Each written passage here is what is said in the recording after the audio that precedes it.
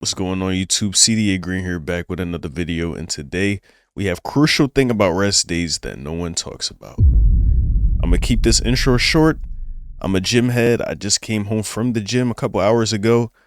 I find it very hard to take a rest day because it just feels like you're not doing nothing. You know what I'm saying? Like, you would think that the exercises you're doing, fatiguing your muscles, pumping it up, breaking them down, you would think that's where the muscle truly grows and the strength truly grows, but it's really in the recovery, therefore the rest. And you sleep, you know what I'm saying? While you resting, relaxing, all that. That's where the real growth happens. But you wouldn't think that. It seems very backwards. But yeah, crucial thing about rest days no one talks about. I find myself not prioritizing rest days all that much. I'm like, man, I just want to get back to it. I rest 2 days a week.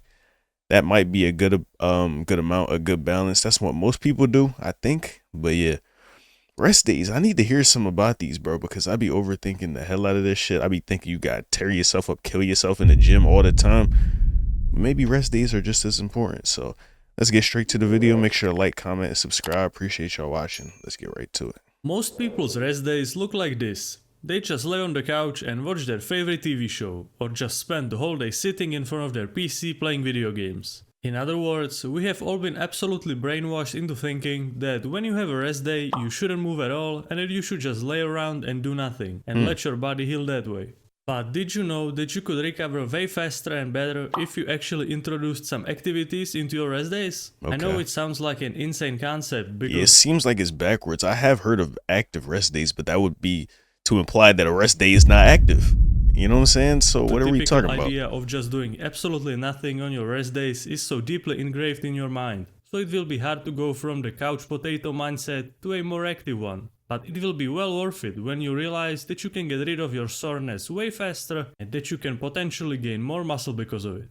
There is a lot of ways in which you can enhance your rest day. The first one is the most basic one, but also the one I would recommend the most, just because of how easy and accessible it is to everyone. I'm of course referring to the simplest thing that we as humans can do, Walking. and that is movement. Yeah. Just something as simple as moving your body can speed up your recovery by a lot. Do your legs feel sore? Then go for a nice relaxing walk. Is your chest or shoulders feeling absolutely destroyed from the last workout? Then go for a light swim in the pool. The phrase movement heals is true for a reason. Just introducing some movement into your rest days instead of being a couch potato will be extremely beneficial to you in the long run. And these benefits are not only for your muscles, but also for your mind, which is very important because without a healthy mind, you can't have a healthy body. The next thing that you can do on your rest days to enhance recovery requires a little bit more effort than just going on a walk. I'm of course talking about static stretching. This can give your muscles the much needed relief. But as you have learned in one of my previous videos, doing static stretching before your workout will make you weaker. Just because when I be doing that all the time though. Every time I get in the gym, you know what I'm saying, I do one of these. You know what I'm saying? I do one of these. I swing the arms kind of in circles. I bend down, like, you know what I'm saying, touch the toes. No pause, you feel me? Pause, no diddy. But yeah, I be doing all that right before the workout and I be feeling good, bro. What's the up? muscles are all stretched out, they can't produce as much force as before, which will also increase the likelihood of you getting injured, and that's not what we want. So this is another reason. So stretching causes injury. You always hear the opposite. But then again, he says static stretching, and I don't quite know what that is compared to whatever else, other type of stretching that there would be. So I don't know. Take it with a grain of salt. Why you should do static stretches on your rest days and not on your workout days. If you want to do static stretches on your workout days, I would always do it after your workout, not before. But in my opinion, the best time to do static stretches is on your rest days. Just because you can get some blood flowing in your body and get that recovery bonus on your rest days. So just pull up a static stretching routine on YouTube that you like and go with it. You really don't need to overcomplicate it. The other alternative to static stretching is to do just bodyweight exercises with the optional addition of bands. Your goal here should be to just pump up your muscles, not to tax and destroy them, so keep that in mind. You can, for example, do just a couple of sets of bodyweight squats or biceps curls with a band and other exercises similar to these. It might seem like these exercises are so easy that it's not going to do anything at all. But that's kind of the point. The exercises shouldn't be hard. It's not a workout, it's a recovery technique. When you start moving your muscles, they will regenerate much faster than if you just laid on the couch the whole day. Some people like to take this technique of fluff workouts or whatever you wanna call it to the next level, which means that even on the rest days they go to the gym to just do their normal exercises with just a fraction of weight they would normally use. Basically replicating the same thing as you could do with your body weight and bands. Never heard that before. Some people just don't take rest days. They're just in the gym 7 days a week, but and a rest day where you're just not lifting as heavy, bro, you're still working out. Why would you call it a rest day? I don't get that. Sure, these fluff workouts in the gym will work in the same exact way as the ones you could do at home. But I see one very big problem with it. When you have a rest day, you want to feel like you actually have a rest day.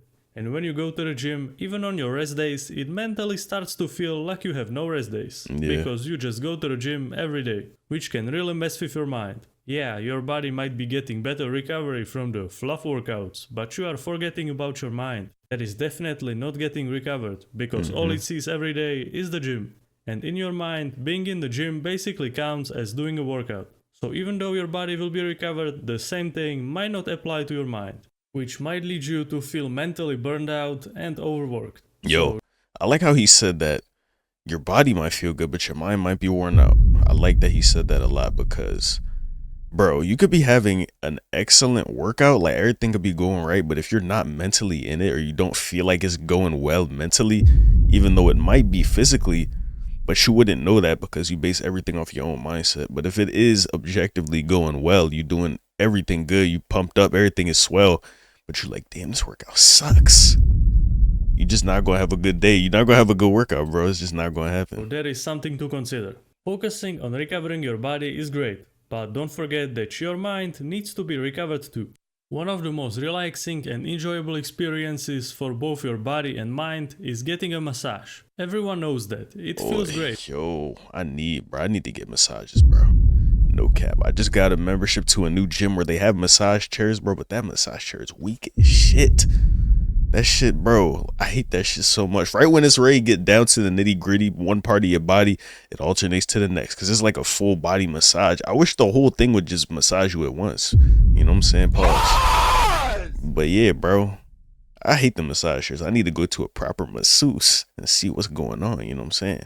I know that shit feel good, bro. And it will for sure help you to recover better. But massages are not free, at least not the professional ones. So it's not that easily available to everyone, like something basic like going on a walk. But it's definitely very good.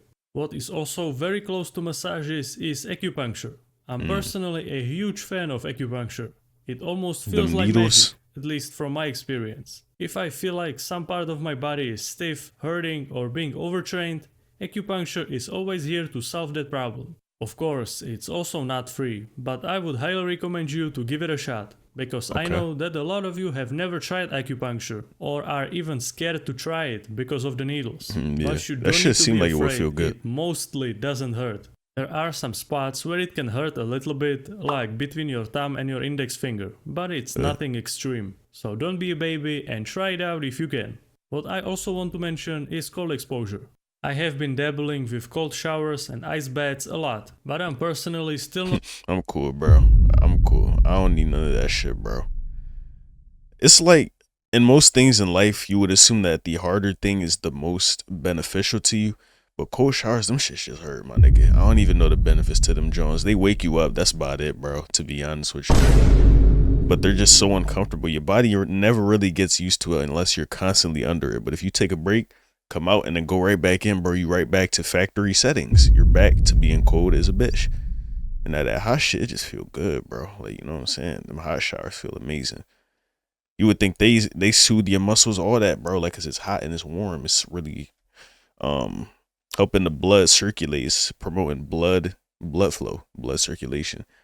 But yeah, cold showers, I hate them Jones, bro. I'm cool. Not really sure about the recovery benefits when it comes to bodybuilding, as the cold exposure doesn't really seem to work that well with the bodybuilding lifestyle. Because doing any type of cold exposure before or after your workout is kind of counterproductive. If you do it before your workout, your body will be all stiff and blunt, and that's the exact opposite of what you want.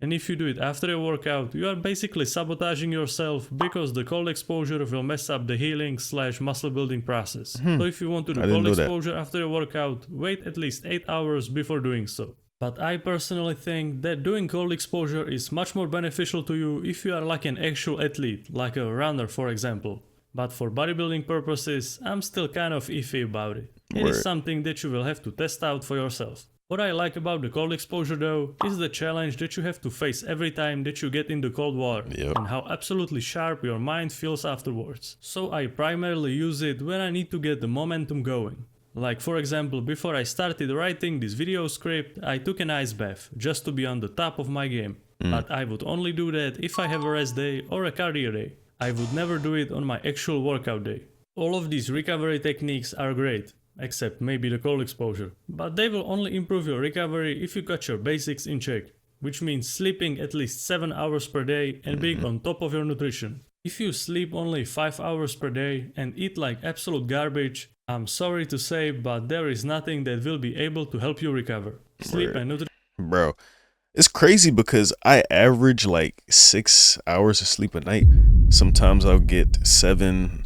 I don't remember the last time I had a good 8 hours of sleep. Sometimes it's 7, a little less than 7, 5, 6, 4. Yeah, bro, I be struggling. But even then, when I wake up and I get going, I'm eating, I'm moving, working. By the time I hit that gym, bro, I feel good as shit. Like, it don't matter. Like, I feel like everything is going well. I'm still lifting everything that I usually lift. Everything is happening as it should be, the way I expect it to. But I wonder if I just got them 8 hours of sleep consistently every night, bro, and I ate a little bit better, prioritizing the protein, lowering the fats and the sugars and all that, bro. Like, I wonder how much better I could be, bro. But I don't know, because I feel fine. You know what I'm saying? It's not like my body hurts doing the things that I do now, in the sense that they haven't recovered yet from the previous workouts. But shit, man, I don't know. Nutrition are absolutely crucial, and there is no going around that. So get that in check first, and then you can explore all the recovery techniques. And don't forget, you don't need to be a millionaire to maximize your recovery. Sure, professional athletes get massages every day, they have access to cryo chambers and hyperbaric chambers and all of that fancy stuff. But everything you need to do is to just keep your body moving. Shit, or my nigga, you could just, you feel me, go out with a massage therapist or shit. That seemed like it would be fire, bro. Like, I just come home, my girl just give me the whole shit, bro, on the bed. It's like, yo, come on, lay down. And I'm like, damn, like, that shit just feel good as hell, bro. That might be something I'm looking forward to, you know what I'm saying? I'm always looking for a joint in the gym. I just gotta hit up these massage parlors, you know what I'm saying? As long as they not doing that freak ass shit under the table, yeah, we cool. But yeah, bro, these were the crucial things about rest days that no one talks about. He more so said things like, stay active on rest days, move around. And I'm like, oh, okay. I would have thought it would have been like, yeah, you don't need to be doing absolutely nothing on your rest days. Don't come into the gym. Don't do no shit like that, bro. Because you're just wearing yourself down even more. That's what I thought he was going to say, but he kind of said the opposite, which is interesting. But yeah. You never would have thought. I mean, you might have, but I wouldn't have thought. But it's crazy how things work sometimes. But yeah, that was the video. If you liked it, make sure to like the vid, comment, and subscribe. Appreciate y'all watching. I'll catch y'all on the next one. Love y'all. Peace.